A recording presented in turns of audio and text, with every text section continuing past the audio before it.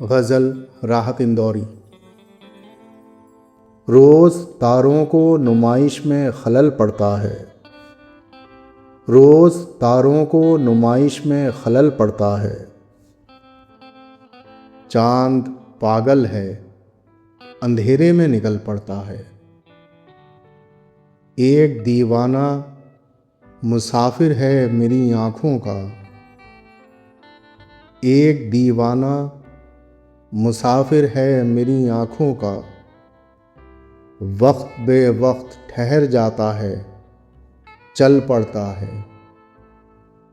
अपनी ताबीर के चक्कर में मेरा जागता ख्वाब, अपनी ताबीर के चक्कर में मेरा जागता ख्वाब रोज़ सूरज की तरह घर से निकल पड़ता है। रोज़ पत्थर की हिमायत में गज़ल लिखते हैं, रोज़ पत्थर की हिमायत में गज़ल लिखते हैं।